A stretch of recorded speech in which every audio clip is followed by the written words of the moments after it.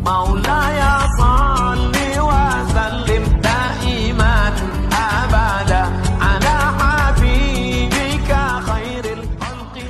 Assalamualaikum warahmatullahi wabarakatuh. Dari bunyi sambutan salam nampaknya banyak sedang puasa sunat.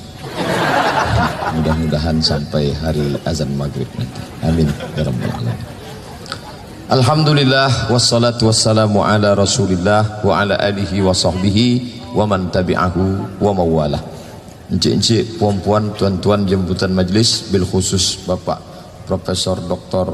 Bintal Amin beserta seluruh jajarannya, insyaallah kita semua dimuliakan Allah Subhanahu wa taala. Amin ya rabbal alamin. Saya jarang-jarang berpantun, tapi karena tadi pembawa acara pantun mesti wajib bumi Melayu, sedangkan yang datang dari Jawa pun mereka menyiapkan pantun, bahkan 2-3 hari menghafalnya. Anak raja menunggang gajah, gajah ditunggang ke batu belah.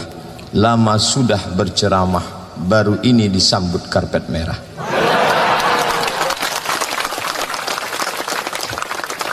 Jadi kalau ditanya kapanlah Ustadz disambut pakai karpet merah, barulah hari ini. Tolong nanti dipoto, update status, tuliskan pantun tuh di atas. Setelah itu tengok sore nanti berapa like. Saya dimintakan tausiah tentang pemuda. Dalam bahasa Arab ada 12 proses manusia dari sejak awal sampai mati dalam bentuk fisik, physically. Yang pertama disebut dia nutfah. Maaf cakap. Nutfah sperma. Ini dia tak bisa diajak kerjasama. Belum ada orang kerjasama fakultas perikanan dengan sperma. Setelah 40 hari berubah dia menjadi nutfah. Dari nutfah menjadi alaqah. Alaqah menempel. Darah yang menempel di dinding rahim. Orang Arab menyebut permen karet alaq. Alaq kata dia, karena menempel permen karet. Pacat lintah juga disebut alaq, karena dia menempel ke kulit, kecil menggelembung, besar, jatuh, kenyang. Maka kalau ada kawan suka nempel aja alaq.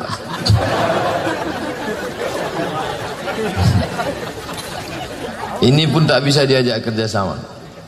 40 hari dalam bentuk alaqah, darah yang menempel di dinding rahim, berubah menjadi mudghah, segumpal, sekepal, sesuap, yaitu daging, segumpal daging.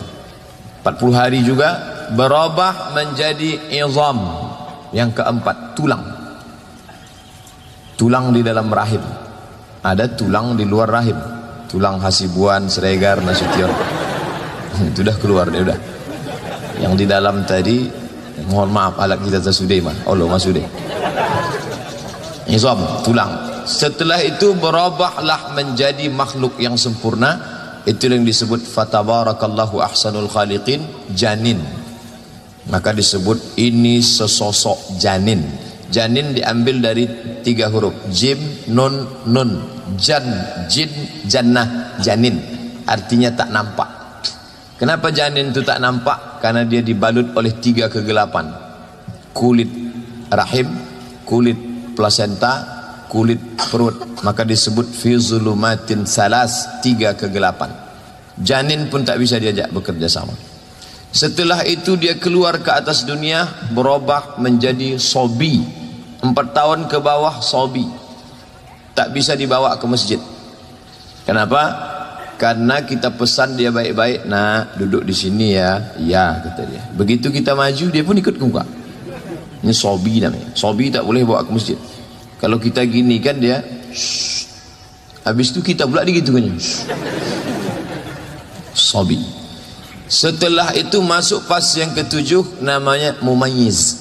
Mumayyiz sudah bisa membedakan mana makanan, mana kotoran, mana baik, mana tidak. Nanti kalau sampai pengajian emak jangan ribut ya.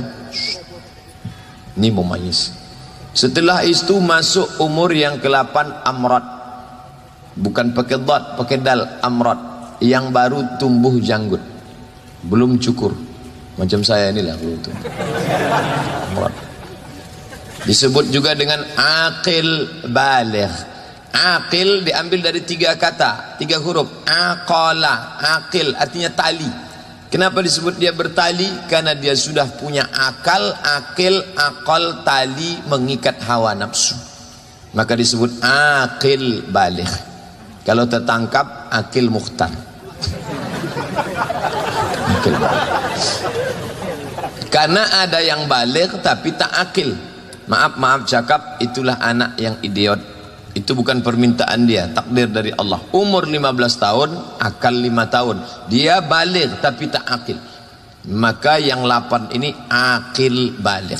Siapa yang wajib solat? Akil baligh. Siapa yang wajib puasa? Akil baligh. Siapa yang wajib haji? Akil baligh.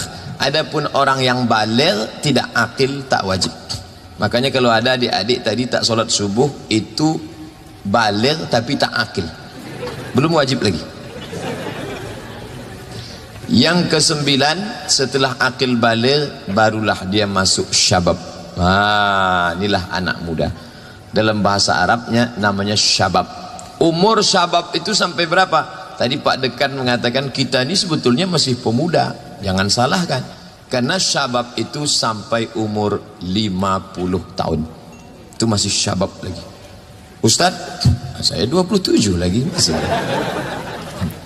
Lahir 1977, sekarang 2017, umur pas 40, walaupun kelihatannya macam semester 7. Akil baligh syabab, pemuda. Banyak orang yang casingnya syabab tapi isinya tua. Bawaannya mau marah-marah aja. Orang tua itu kan gitu, asal mau ngamuk sedikit patah kursi, ngamuk sedikit patah meja, mau marah saja. Setelah syabab lewat baru masuk yang ke-10, namanya kuhulah. Kuhulah sudah tua tapi belum terlampau tua. Setelah kuhulah baru masuk yang ke-11, syaikhuhah. Itu yang dipanggil syekh. Maka kalau saya dipanggil yang terhormat Syekh Abdul Somad, saya marah, karena syekh itu artinya orang tua. Bukan nanti panggil saya syekh, ustadz aja lah. Udah tua. Yang terakhir kali yang 12, apa dia? Mayit. Game is over. Habis, selesai. Jadi di antara 12 fase anak tangga ini, mana yang paling produktif manusia itu? Syabab. Makanya dalam lagu Arab, ya syabab, yallah yallah yallah ya syabab. Yallah artinya ayo bergerak, syabab, wahai pemuda. Makanya ada dibuat syabab, persatuan pemuda kaum muslimin. Ya ma'syaras syabab, kata Nabi, wahai para pemuda, man istata'a minkumul ba'ah, siapa yang di antara kalian sanggup menikah, falyatazawwaj, menikahlah. Kenapa anak muda itu disuruh menikah? Karena libido seksual tinggi, maka dia harus disalurkan dalam olahraga.